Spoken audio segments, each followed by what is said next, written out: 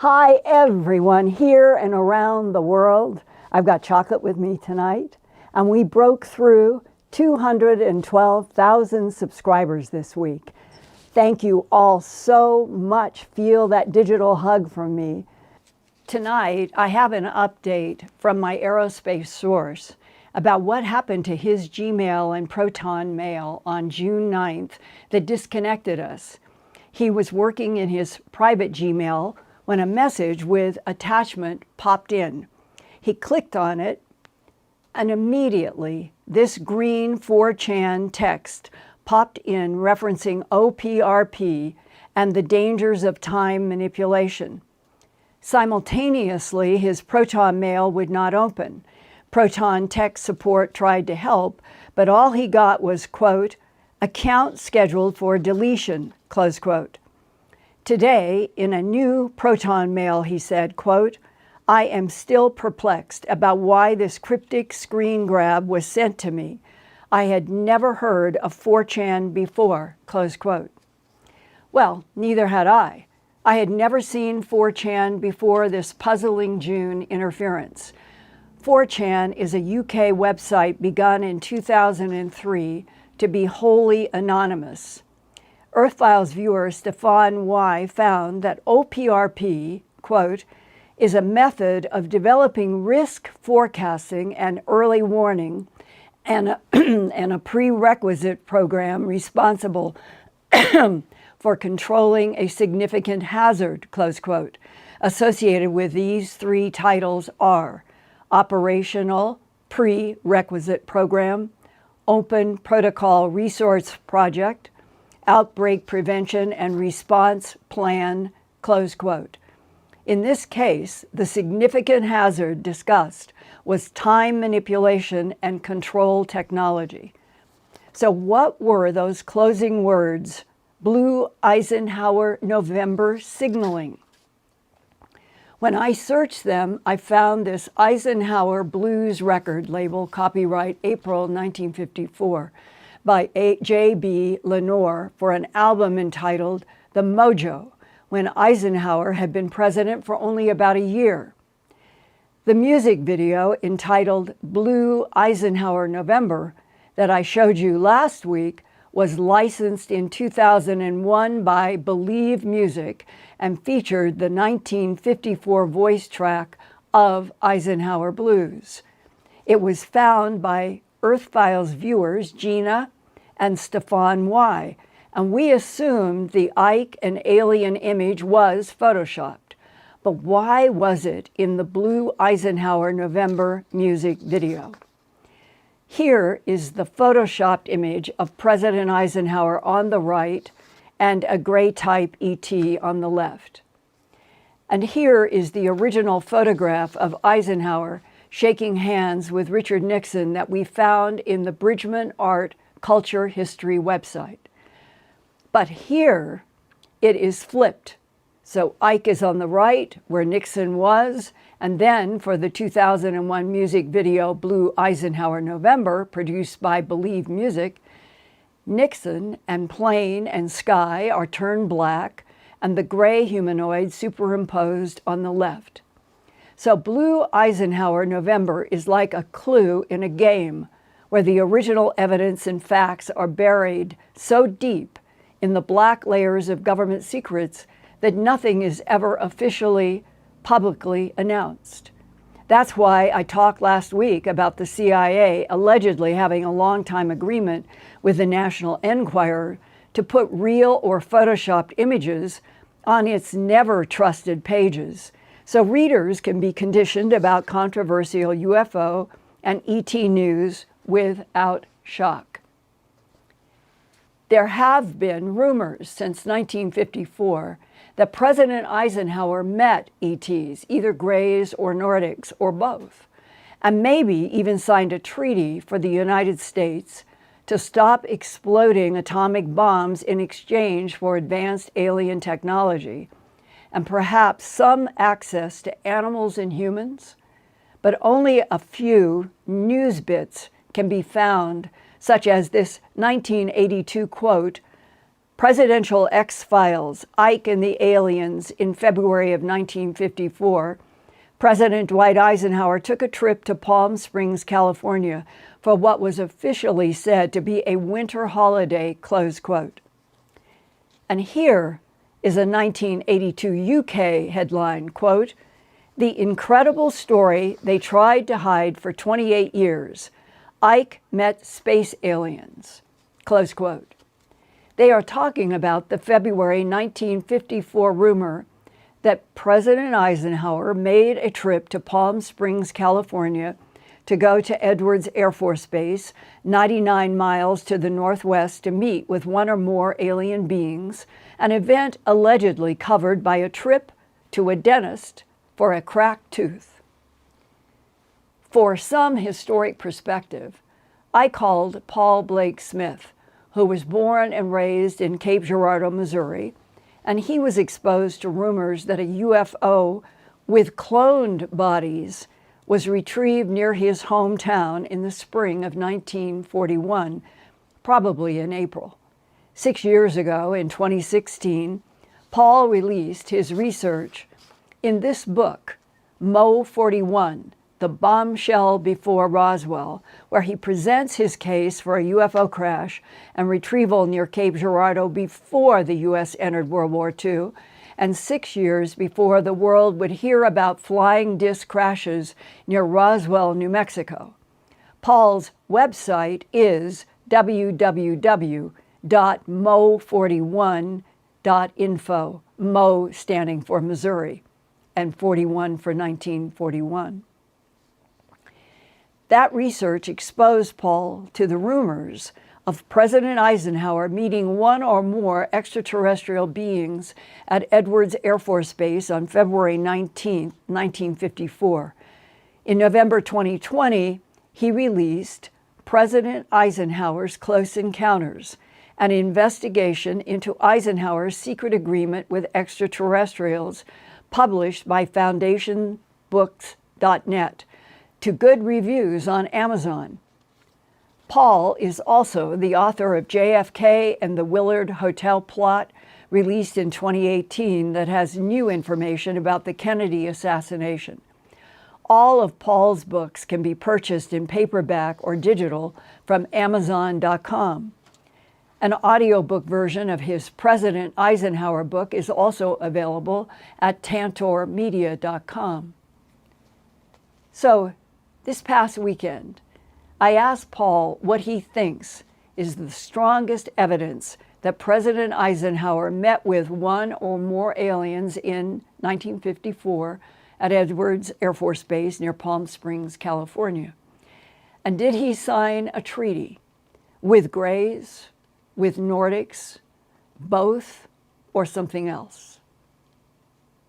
Well, I believe that the many stories and circumstantial evidence that I have gathered for my book is a true story that said that President Eisenhower traveled to Edwards Air Force Base late at night to meet in a prearranged meeting with extraterrestrials. And it's something that's been hit upon by a UFO writer and investigator named Cristoforo Barbato, who has worked in Rome, Italy, and he's written many articles and has spoken at UFO conventions, and he even got to meet Colonel Philip Corso before he passed away in the late 1990s.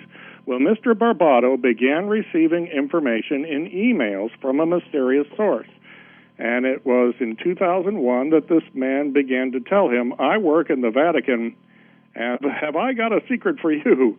Said that the Vatican learned in 1954 that President Eisenhower met with some friendly human-like extraterrestrials at Edwards Air Force Base. In my book, I say, Mr. Barbato received this sensitive insider information from a Jesuit priest who was working inside the Vatican. Much of the resulting shocking data accumulated led to Barbato putting together a controversial 2006 article and book called The Omega Secret, highlighting the lowdown from those high up in the Vatican. The unnamed source supposedly told Chris that it was his understanding that Cardinal James Francis McIntyre of California did indeed go to Edwards Air Force Base and witness extraterrestrial beings himself, apparently right alongside President Eisenhower on February 19, 1954. It was stated further that Francis McIntyre was so moved by this dramatic experience, he quickly flew to Rome, Italy, despite being warned not to tell anyone. He spoke directly to Pope Pius XII, who died in 1958. He briefed the Pope about the shocking E.T. situation and being sworn to secrecy. In fact, along the way, McIntyre was warned by nervous U.S. government officials to keep his mouth shut, but ultimately refused this order. According to Barbato's information, the Cardinal was part of a delegation with the President in a prearranged landing event, a kind of welcoming committee, waiting patiently, perhaps even for days, waiting for the aliens to show up. As promised, they did so, and the President was called and advised to come on in, that they were friendly, and he did so. In that meeting with Cardinal Francis McIntyre that was described in the Omega Secret, that meeting was at Edwards Air Force Base. It was with President Eisenhower. The date was February 19, 1954. Cardinal Francis McIntyre was there. The Pope's Secret Information Department, known as SIV, was there. Did Cardinal McIntyre or Barbato, did they talk ever in any book or speech about the details of what occurred in that meeting? I'm not sure if Mr. Barbato got a lot of details from that meeting from his source, who had access to Vatican files. However, we can look at a letter typed up by Mr. Gerald Light, who said he was asked to go to Edwards Air Force Base with 3 other people. One of them was Cardinal Francis McIntyre, and that they did see Air Force officials interacting with extraterrestrial beings. It was a very famous letter, and you can find it online. It was dated in April 11th, 12th or so of 1954, and it seemed as though there was a second landing, and that Mr. Light was present. He went there with James Francis McIntyre, and there seems to be some confusion as to whether McIntyre was at the initial landing in February on the 19th and a second landing in April, but it could be that he was at both. And so this explains more why McIntyre's name keeps coming up, and he's the source for Cristoforo Barbato's Vatican Insider and files that he was allowed to read. Who all was there, starting with date, time, and place? Okay, this happened probably after 10 o'clock p.m. on the Friday night, February 19th, 1954. Eisenhower took a flight, not on Air Force One, but on a different airplane out to the desert, and he may have landed near Edwards Air Force Base and was driven from Palmdale with 6 bodyguards. I just call them the Secret Six because they were never identified. But according to a United States Air Force test pilot who was allowed to be present, the 6 surrounded President Eisenhower at all times, and no one touched the aliens, but the aliens spoke in English, were quite aware of our customs and culture, and knew that we were engaging in a rather reckless atomic bomb testing program. That was their main focus for landing, to try to talk Eisenhower out of detonating atomic bombs that were polluting the land, the sea, the air, and even sending contamination into what we would call outer space. So that these were those present, and according to the test pilot who spoke up around 1982, the aliens were very human-like, but just a little bit different, what I would call cousins of human beings. Does that mean that they are the Nordic type with the blonde hair, blue eyes, and white skin? A source says that when he returned to the Vatican, James Francis McIntyre took Archbishop Edward Mooney of Detroit with him to confer with the Pope, and they were given top-secret information and receiving it back from the leaders of the Vatican. But things took an unexpected turn when McIntyre and other members of this Vatican Secret Service, is what they say it essentially was, the SIV, began to have direct contact with the knowledge of the military of an alien race of Nordic-type beings from another world. They were apparently benevolent and came from the Pleiades. It says these aliens were advised to be careful with the other creatures encountered by the Americans and President Eisenhower in the California desert, and that these meetings with the members of the SIV, in other words, E.T. human contact, happened many times in the United States and twice inside the Vatican gardens near the Pontifical Academy of Science and in the presence of Pope Pius XII. And you're quoting from? This is a website discussing the Omega Secret. If the tall whites and the Nordics were actively trying to keep the United States from doing anything with nuclear missiles, and perhaps the same with Russia and other places, why was the 1945 July test at the Trinity site in White Sands allowed? And why, following that, were Nagasaki and Hiroshima bombed with atomic bombs? Why wouldn't the same E.T.s warning the United States and others that they can't use these nuclear weapons because they're tearing into dimensions we know nothing about, yet they did not stop the test or Nagasaki and Hiroshima? Apparently, they will give us free rein, free will to do as we wish. Whether they would step in at the point of World War III and total destruction of the planet, I don't know. I would sure hope so, and we seem to be edging closer to that every day. But I don't have any personal sources of that nature who have told me.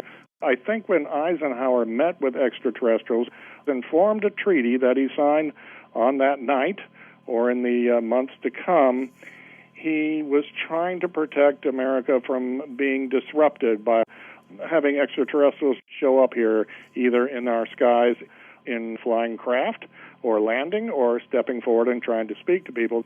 They thought it would just be utter chaos, that it would disrupt the stock market, stock would crash, and that the economy would go downhill and people would quit school, quit church, quit their jobs. So Eisenhower had every reason to ask these beings to please stay aloof and don't show yourself. I'm looking at Christopher Barbato's information. He said, my insider said the meeting was filmed by the U.S. military with three 16-millimeter cameras placed at different points, loaded with color film and spring drive motors, and that each camera operator had to change this film every 3 minutes in the presence of the aliens because the electric motors did not work right. The technology clashed. But in total, they shot 20 minutes of film in 7 rolls, each of them 30 meters in length. Now, that's awfully detailed information to just dismiss and say, well, that's just a crackpot making this up. Christopher Barbato was skeptical at first, and through 4 years of communications with this Vatican insider who knew about the Eisenhower encounter, he felt it's quite valid and real and that the world should know, because his source within the Vatican said the world should know. So that's something to ponder. We have to be careful of misinformation and disinformation. But it's interesting, I've been reading in the last few weeks that the Vatican is currently bringing in different religious sources, religious figures, and asking them, what would be your reaction if we went public that we are being visited by extraterrestrials? Of all the subjects in the world, this is what they're gathering religious leaders from various faiths to discuss, and I find that very interesting. We have known that is the truth since World War II. We're not alone in this universe. Right, but the Vatican might want to be a leader, possibly, in revealing this, going public and saying, yes, we are being visited. What is your reaction? Are you going to have your faith shaken, and will your congregation or the people that you represent in your part of the world, in your faith, are they going to be shaken, or are they going to be excited and pleased? They need to gauge reaction to this, and so I think we could be getting closer to maybe not counting on our federal government to make such an announcement, but possibly from the Vatican, maybe from the Pope himself.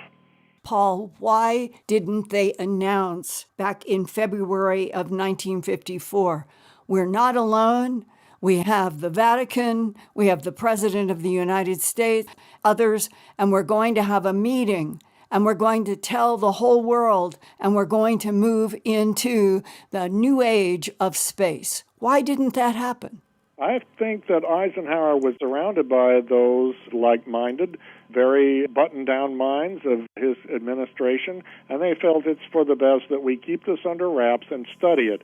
The Gerald Light letter mentions, I heard Eisenhower is preparing a delivery for broadcast in the middle of May, that there would be some kind of announcement, but he's getting a lot of static from his people around him, the so-called higher-ups in the government and military, saying this was not a good idea. Why? Why was it not a good idea? I think they really felt it would just blow people's minds and frighten them, that people would run away from home or quit their jobs or disrupt society, disrupt the economy, and that this would have a very negative effect on American life. The people in charge thinking the American people like we're a bunch of children, but I think that was the mindset back then, especially based on the reaction to the 1938 War of the Worlds radio broadcast by Orson Welles, in which some people did panic, thinking that we were being invaded by aliens according to this radio broadcast they heard. So that was probably a major factor. But that was 1938, Right. And we're talking about a meeting with Cardinal McIntyre in 1954, and this was after the war. It seems that if Eisenhower was of a mind that he could sign a treaty with beings that looked very much like humans, and they were the Nordics, that would have been all the reason that they would need to tell the whole world. You would think so, but I believe national security people involved convinced him, let's not do this. And in looking through information for my next book on Nixon and Jackie Gleason, I found that one of the national security advisors with Dwight Eisenhower just before he left for Edwards Air Force Base and just after he came back was a man named Everett Gleason, who was born in Brooklyn about 10 years before Jackie. And I'm wondering where Jackie Gleason got his information. He had a lot of sources. He was obsessed with UFOs and E.T.s, and he seemed to know plenty and built his own UFO house just outside New York City. So I believe Everett Gleason may have been a source, whether he was related to Jackie or not, and that they generally decided, let's just study this a little longer and not tell anyone. And, of course, longer became longer into the Kennedy and Johnson administrations, and just tell people there's nothing to this. We're not being visited. Anyone who says they see a UFO must be crazy. That was easier to do than admit the truth and possibly trigger some sort of imagined panic. And I wanted to share with you tonight, it is comments from the source, and I have received it in just the last couple of days now that we are reconnected in Proton Mail. And he didn't know anything about what I was going to present tonight, and I find that what he shared with me is so valuable to what I produce for you tonight. So this is quoting from the source, who had the very strange disconnect that he still doesn't understand, the insertion of the 4chan. But he now has contributed this for me to share. One thing I wanted to revisit with you is the Nordic species. Nordics are more concerned about keeping the peace in our local stellar neighborhood. What I mean is that they are more of a military type group, but not in the way you would picture soldiers in uniforms. The Nordics and the tall, pale whites have had a very long working relationship. Those two groups are responsible for the exploration and managing this stellar neighborhood of approximately 200 light years out from Earth's orbit. Draw a circle out 200 light years. That would be what he is calling the stellar neighborhood. The tall pales and whites are more responsible for injecting into our society spiritual concepts, empathy, and especially family structure, medicines, and technology at different times during our evolutionary tract here on Earth as we grew and matured as our own self-realized species of Homo sapien. Nordics will oversee certain operations and will often act as a type of police or a police force and just monitor this region of space that we are currently in. The Nordics make sure newly developing planetary original species, referred to as first world groups, have the best possible chance at evolutionary development. And in DIA, Defense Intelligence Agency reports that I have read, the Nordics seem to be the guardians of sorts over first world groups and are truly engaged in watching over developing off-world species and societies. I was once told by a DIA analyst that the Nordics have kept and still keep us protected from outside hostilities.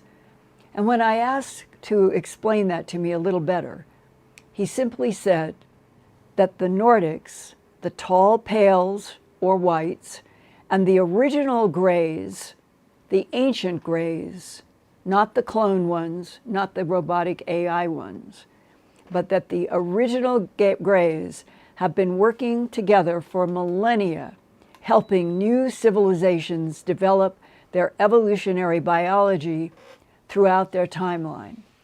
And I'm sharing that with you because in reading it, I feel better. I feel that what Lynn Buchanan told me years ago from the remote viewing that they had remote viewed when they were doing Project Stargate, and that there were friendlies, neutrals, and hostiles, and that the more I have learned, the more sources I have had, I am convinced that there are these species, the Nordics, the tall whites, and others, who have a vested interest in us and in this very revolutionary time on the earth where it feels like every day, what is going to happen next? At least it makes me feel somewhat more peaceful inside, realizing that there are beings who have watched over this planet far longer than Homo sapiens sapien has existed in this universe, and that they seem to actually care about what happens in our evolutionary tract, but there is always hanging this issue of free will and how much interference will be done or not done. And is free will a huge test? Is it just to this planet, or is it a test throughout this universe?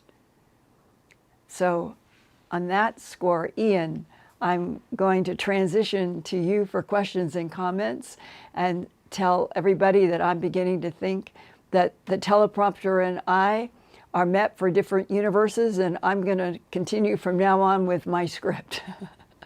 Thank you, Linda. Don't worry, we're still with you. Okay, we've got the super chats here.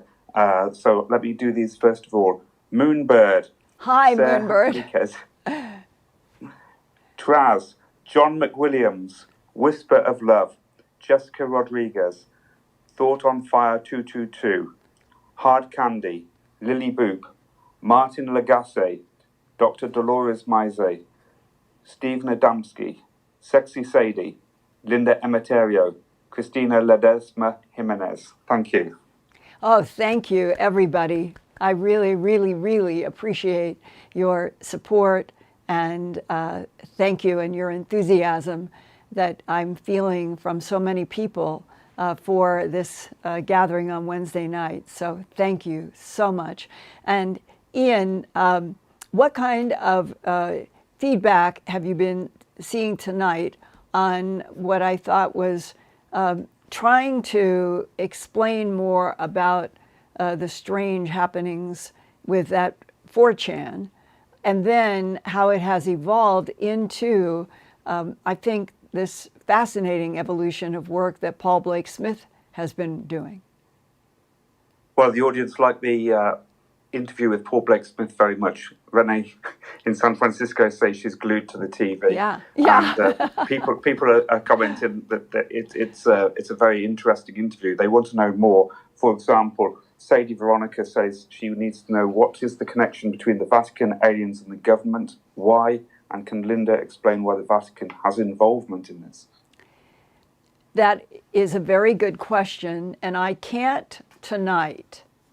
It is a facet that I'm working on in some ways, and I hope that we get this announcement broken sooner than later, and that it would be not just the Vatican or something with the idea that they have to get certain spokesmen of certain relevant facets of human civilization all lined up so that content is all the same, and worrying about turning it into politics, even though the revolutionary announcement that we're not alone in this universe, which seems so obvious to so many of us, it is political, and I realize that, and there may or may not be delays.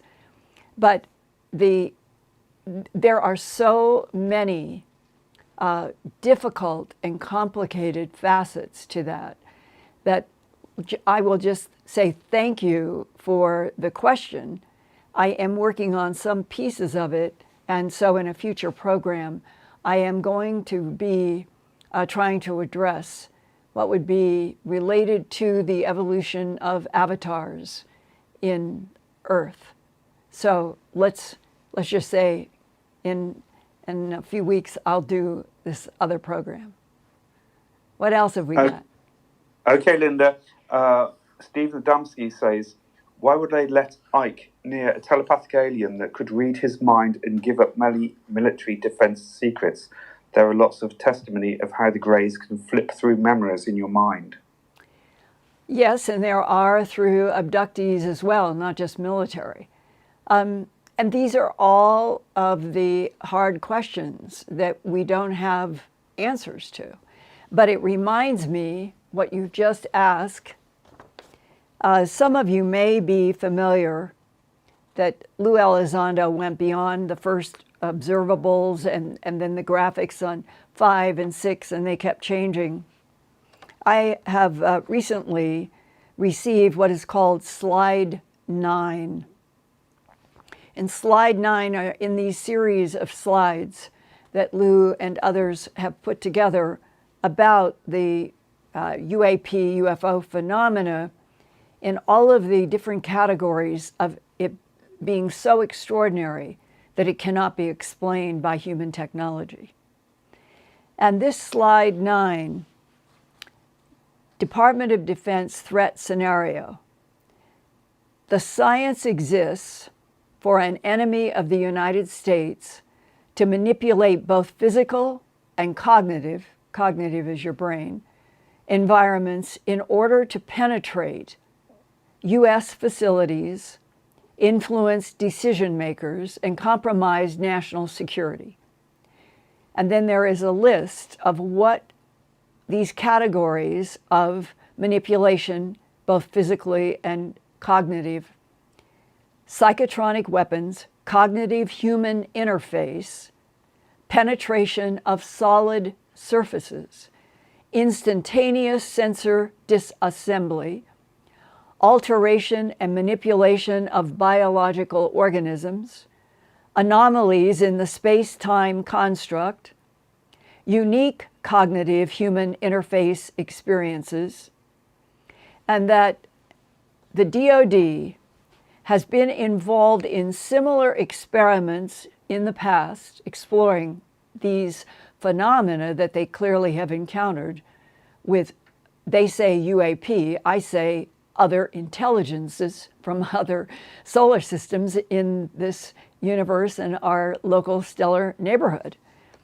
And DoD has relationships with renowned subject matter experts, and the DoD controls several facilities where activities have been detected, meaning that the UFO and non-human interaction, that they're saying that the Department of Defense knows that there are facilities where this kind of interaction happens, and the nuclear missile sites, the Minuteman nuclear missile sites, are one of the sites that they have known since the end of the 50s to the early 60s, that there were visible, huge craft right over missile silos, and that there have been the missiles shut down one every second at Malmstrom, and on and on and on.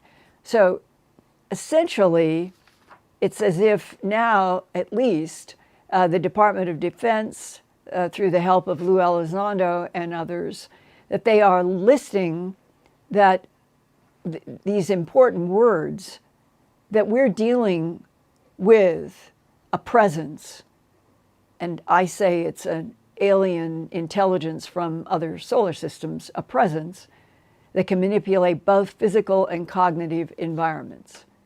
And that is everything.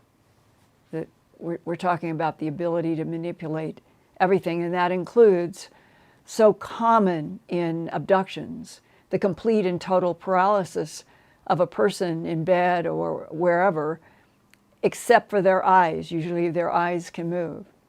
And this has been part of the whole landscape of UFOs, people seeing other beings in their bedroom, being on a craft, being paralyzed sometimes on a craft back, and it is a total control of the biological human system.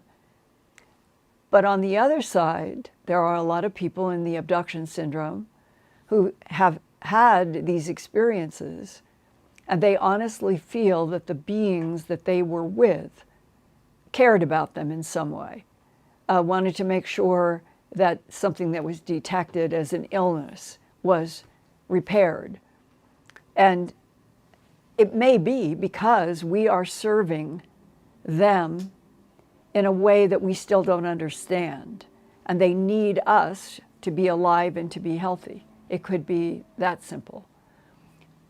But I really do feel that, as the source said in his notes to me about the Nordics, that if we are distant family, that the manipulation of DNA in already evolving primates on planet Earth, those very words in a document that I was shown at Kirtland Air Force Base, and that some of the beings that are interacting with the planet now, the tall whites, the Nordics, the ancient tall grays that are biological and very advanced, that they want their experiments, their DNA genetic manipulation, to evolve in some way that they are cultivating. And if we're one of those experiments, it doesn't do them any good if we're not here. And so there is a vested interest in trying to perpetuate, I think, but perpetuate Homo sapiens sapien where we all share the same huge truth, that we're not alone in this universe, we're not alone on this planet, we're not alone in this solar system, and that, according to the source to me, that we have been cataloging solar systems in 22 other systems in this one arm of the Milky Way galaxy. And so even if we don't understand that there is some kind of family interests, so to speak, cousins genetically, that doesn't mean it's not true. And that we need to evolve to a place where it is open and straightforward dialogue between other beings and this civilization. I've heard the argument, well, they're too advanced. Humans and the very advanced beings, they can't relate to each other.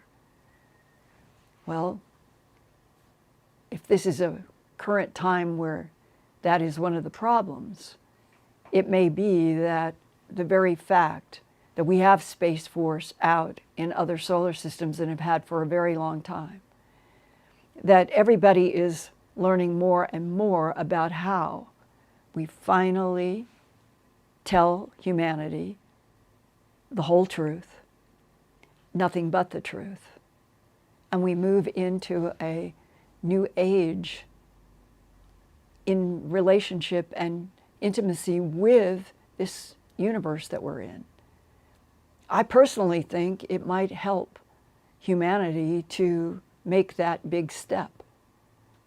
But there are others who argue, and that's where we are on planet Earth now. The decade of revolution and strife and beings that may really, truly be trying to protect us while giving us the respect of free will.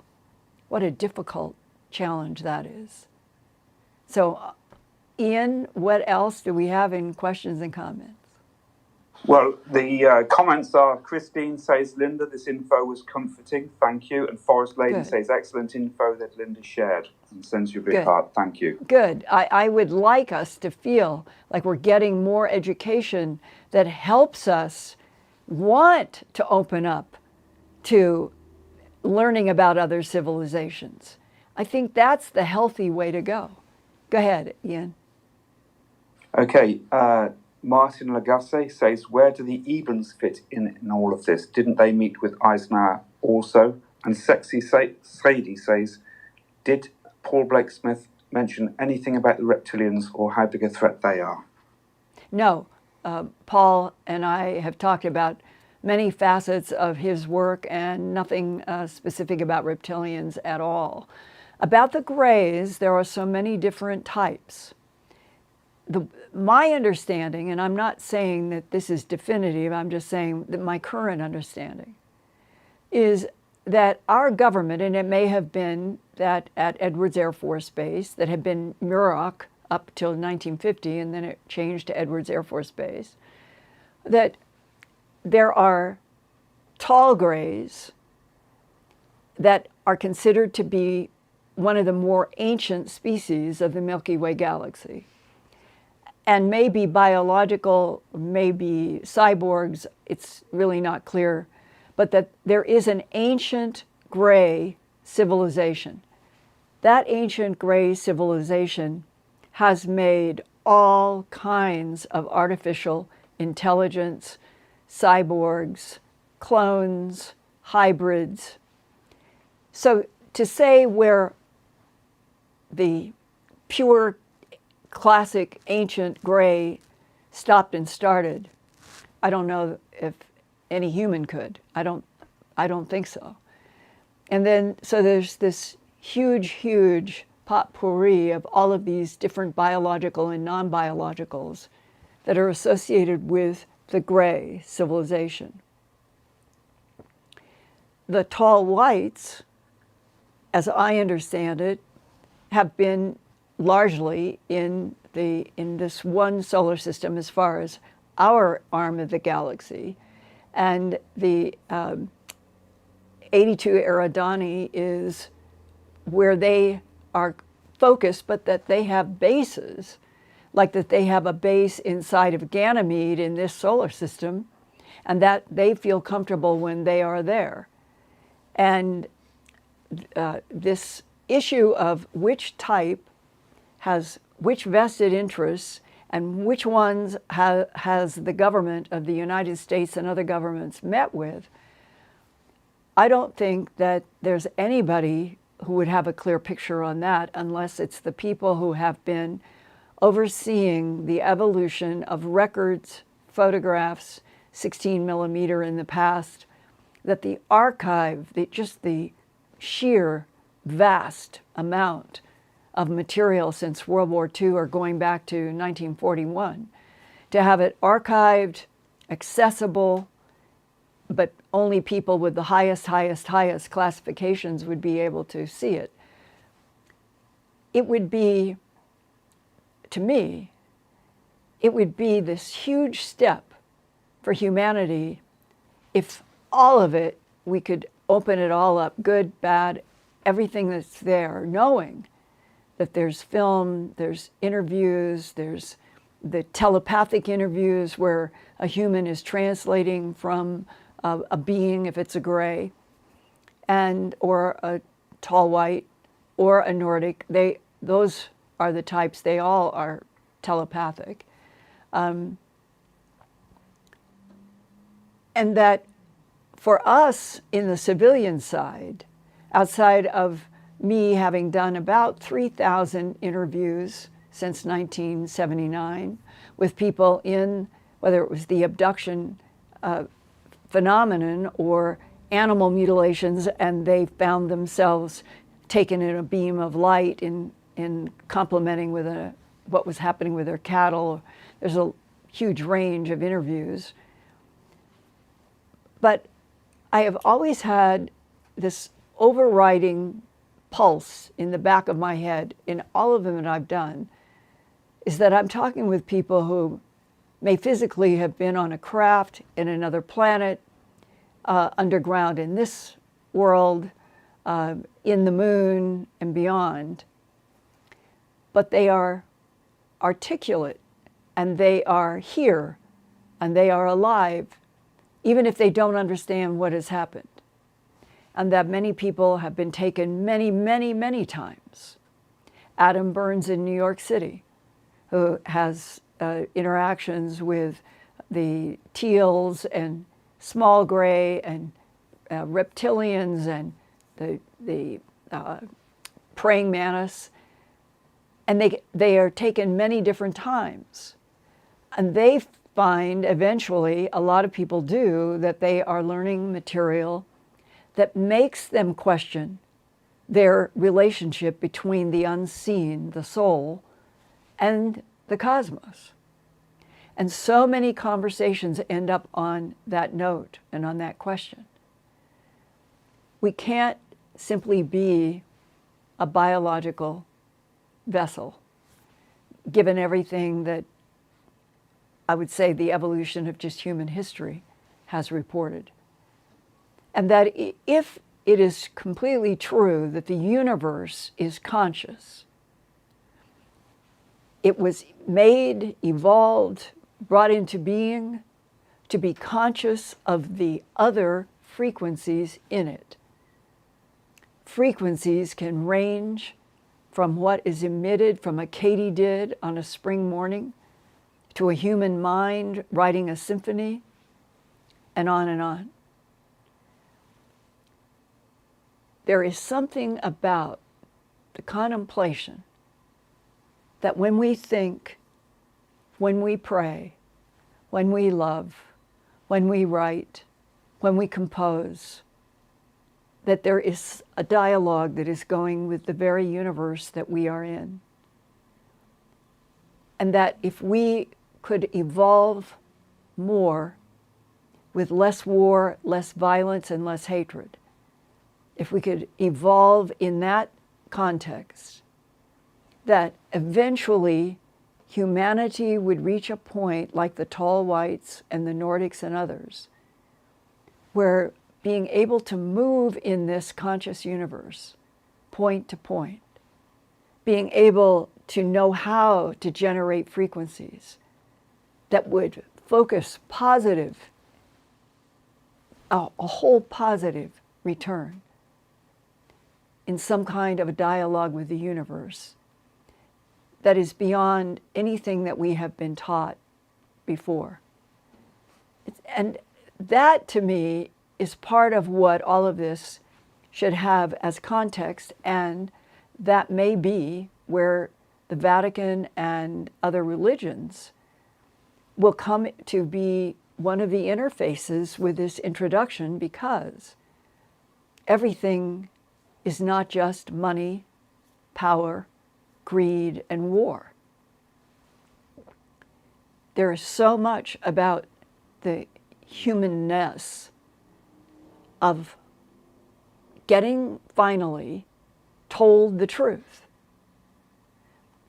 We are one species on planet Earth. In this huge cosmos, 3 trillion galaxies with all kinds of consciousness, and that it is a complicated universe, and that it is not all peaceful. But that should not scare the people in high positions on the planet to not be able to be honest with all of humanity. It seems to me we deserve it.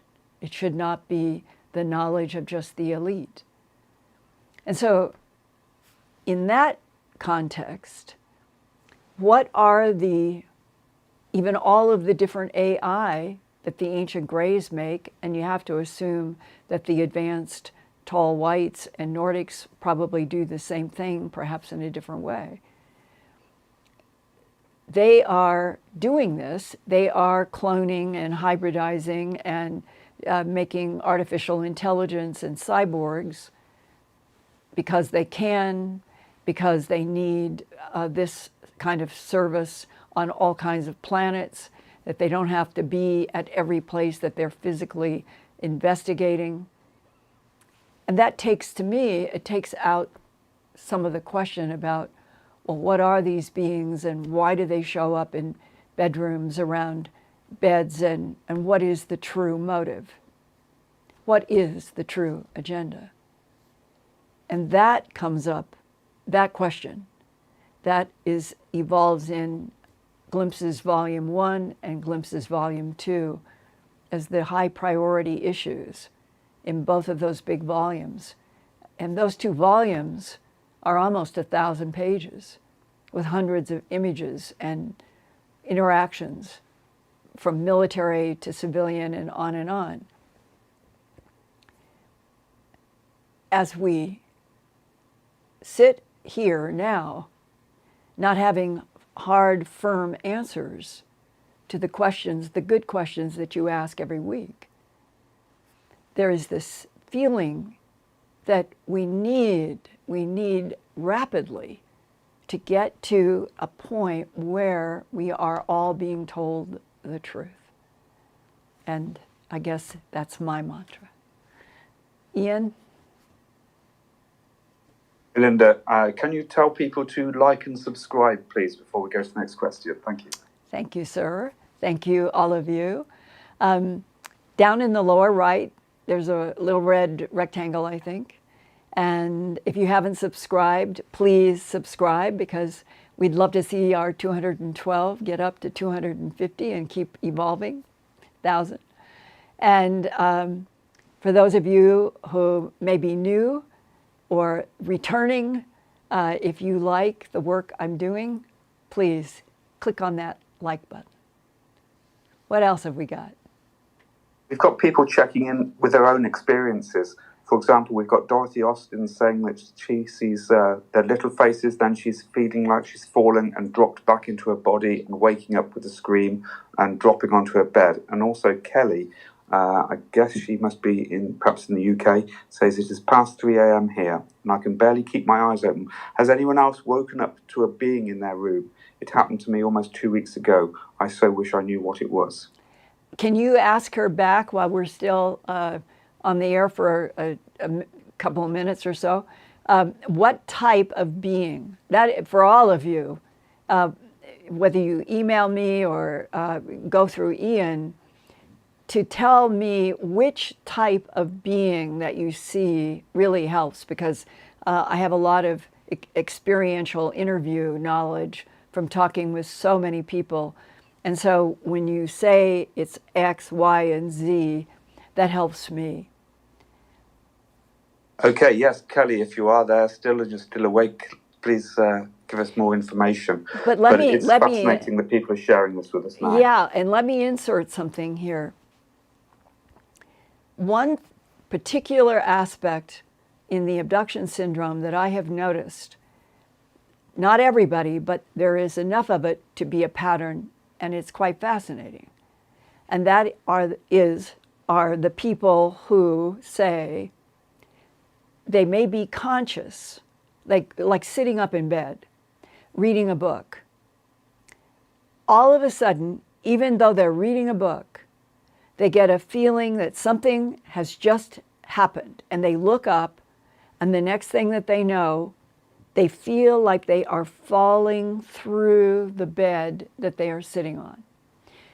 Or they are falling through down to where they know is the bottom of stairs.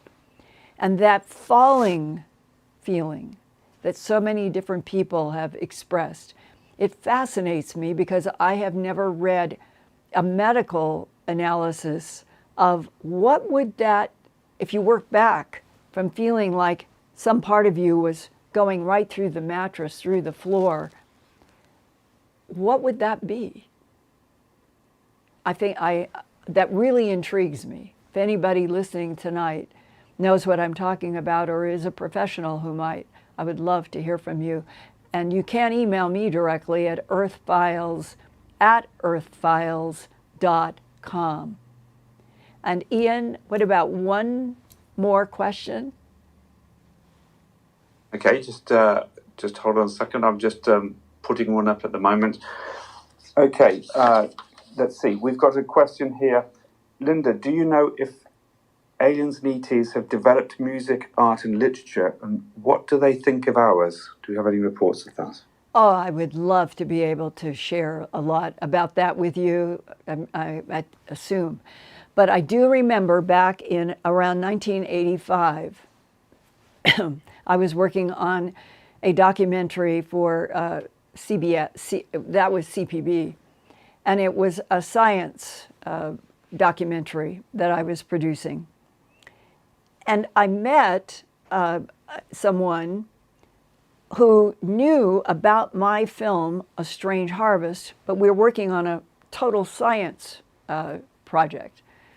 And it took the person a while to come up and tell me, I know that you did A Strange Harvest, and I would like to just ask you something.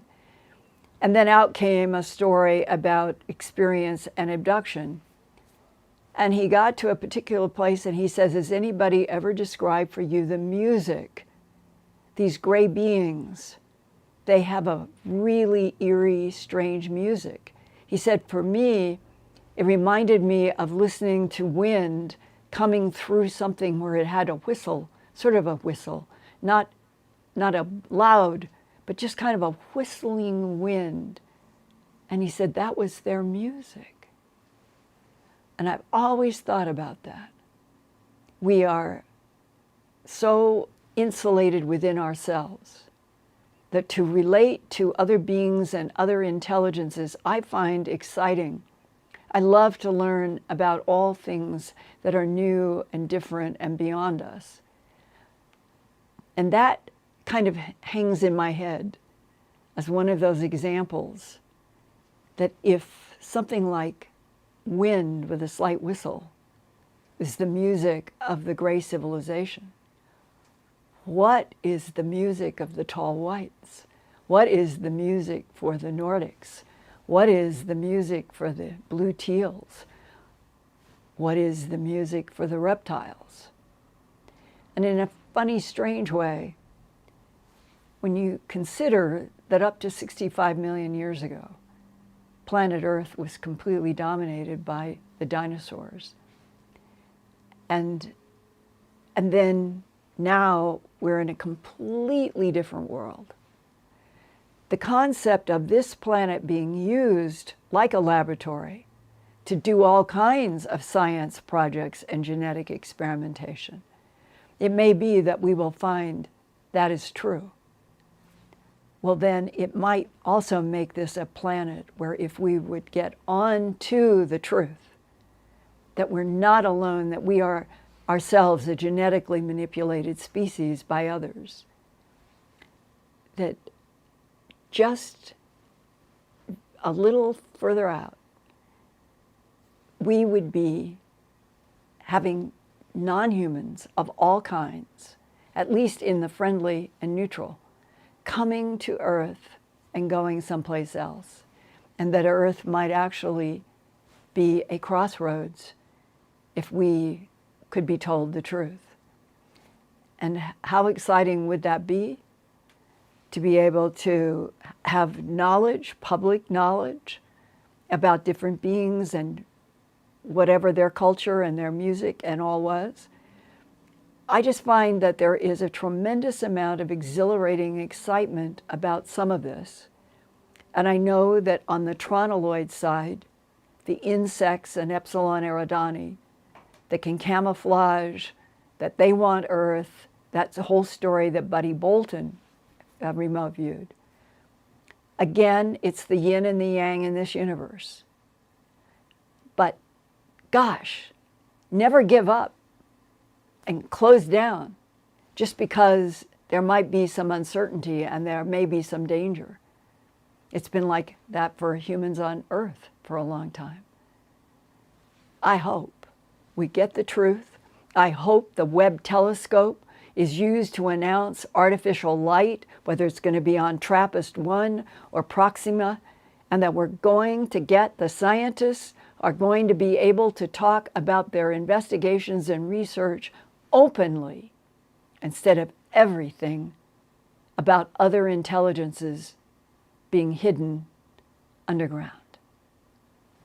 Never give up, and let's keep going to the light. Down with entropy, up with light. I'll see you next week.